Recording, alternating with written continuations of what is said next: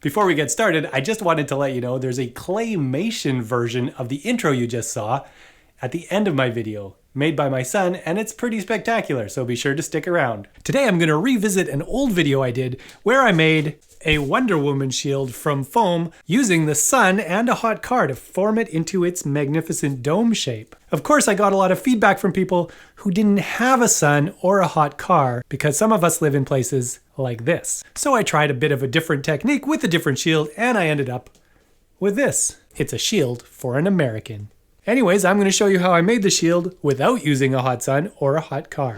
I grabbed two 10mm thick EVA foam floor mats and marked their centers. Marked my ruler at the 1, 9, 15.5, 22, 27, and 29 centimeter marks and drilled a hole in each of those marks that was just big enough to allow the tip of my pen through. I enlarged the hole at the 1 centimeter mark so I could skewer it. I lined my two mats up perfectly with each other and skewered through both of them right in the middle. I did a fancy pen spinning around with a ruler stuck in some foam with a skewer trick, creating a circle for every hole drilled in my ruler except the 27mm one. I then swapped my sheets of foam and, that's right, used the 27mm hole. I grabbed my super sharp knife and cut out the larger of the foam discs. For the smaller disc, I tilted my knife at a little bit of an outward angle while I cut it out. I cut along the 3 remaining circles of the larger disc, making sure to only cut about 1 millimeter deep into the foam. I put on my respirator and ran outside, cranked up my Furno 700 heat gun, and applied heat to the front of the shield. This does 2 things. 1, it magically opens up all the score cuts I made, and 2, it seals the top surface of the shield. You can tell when it's sealed because it turns kind of shiny, and that's pretty cool. I blew up a big old exercise ball, grabbed some cling wrap, and started wrapping the shield parts onto the ball. The big one with the score line smooth side out, and the smaller one smooth side in. Gave it a little spin for luck, and then continued covering it with cling wrap. My goal is to get all the flappy little edges compressed down nice and smooth against the ball. I found the best way to do this was to hold the little flappy part down with my hand, and then stretch the cling wrap tight over top of it. I grabbed some clear packing tape out of my tape drawer and used a number of straight strips to wrap all the way around the outside perimeter of the shield. The reason I'm doing this is because the cling wrap could stretch, whereas the packing tape definitely won't. Now here's the part where I don't use the sun and a hot car. Instead, I'm going to use a hot gun. A heat gun. I attached the flare nozzle to my Ferno 700, set the temperature at 800 degrees Fahrenheit, and carefully heated each foam disc for 13 minutes. Which would be really boring to watch. So instead, I'm going to take some time to thank Wagner for sponsoring this video and sending me the Furno 700 heat gun to try out. I've had the Furno 700 for a couple of months now, and to be honest, it's become one of my favoriteest tools. I think one of the things that makes it so great for me is I can adjust the temperature anywhere from 120 to 1300 degrees Fahrenheit, which means I can use it for drying some paint without having to worry about it getting too hot and bubbling, removing a hot glued piece of foam without overheating it, or I could turn it all the way up and start a fire without matches or paper. It heats up really fast, and you know when it's up to temperature because the little bars stop flashing. And when you go to turn it off, it has an automatic cool down mode. Though I just like to pretend it's telling me I'm cool. Oh, and it looks like a spaceship, which means those little fins are going to keep it standing upright if you happen to forget it in a bowling alley. I love that I can set the Furno down and have both my hands free. Whether I'm molding thermoplastic to make Thor's hammer, safely bending PVC, or melting plastic toys back together to keep everyone happy. There you go. Yeah! I also repaired some old rubber seals on our camper, made some non-marking pliers using heat shrink, and fixed my son's clarinet.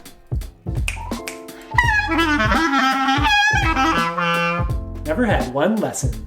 Of course, it works fantastic for all the standard foam smithery type things like heat sealing foam, opening up score lines, adding textures for leather effects, and removing creases from foam props that have had a hard life.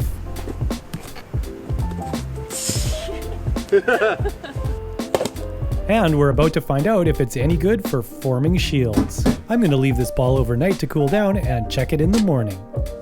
In the morning, I excitedly opened it up to see if the foam had kept its shape. I'm so excited about this. I was super happy to find out that it did.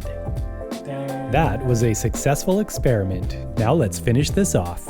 I made some paper templates for the back of the shield, cut them from some 2mm craft foam, and glued them down. Found an old belt and cut some slots the same width so I could push it through the back of the shield for a handle. Bent the belt over and glued it down, making sure to sand both the belt and the foam before doing so. In hindsight, I should have made a shallow cutout in the foam so the belt would be able to fold down into it and stay flush with the back surface. Though I tried to thin it out with my knife, in the end it still left some little lumps on the shield where those pieces were underneath. I spread some water-based contact cement on the textured side of both of the pieces and let them dry. I used some cardboard strips to separate the two halves so the glue wouldn't stick them together before they were properly lined up.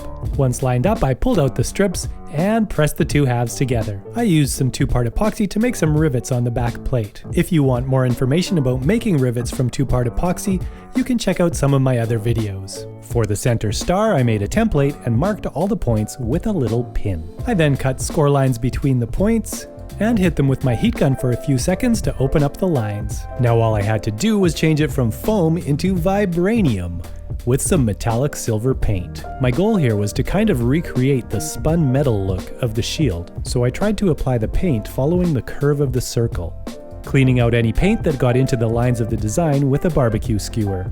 At the end of painting each section, I would try to go over the paint one more time with one long spiraling brush stroke. I used a fairly coarse paintbrush so it would leave some texture. After a couple coats of silver came the red and the blue, with a little protective clear coat to finish it off. And that is a sweet shield. So the shield turned out great, and I guess that answers the question, can you make a domed shield without a hot car or hot sun? And the answer is yes. If you want to grab the template for the star or these back thingamajiggers, I'll put a link at the end of the video and in the description. And as always, I would love to hear from you in the comments. Let me know what you liked, what you didn't like, whether your partner would let you mow a star in the front lawn. Mine did. In fact, she even mowed it. Thanks for watching. See ya. And now for some claymation.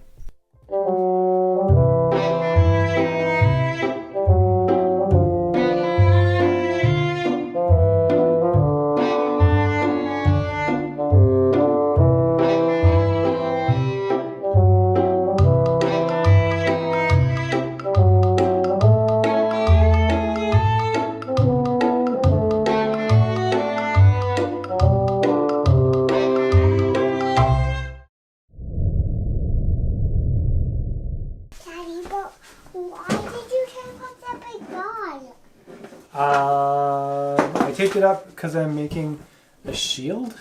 When will you untape it? Later today. Okay. Is that alright? Yeah. Okay.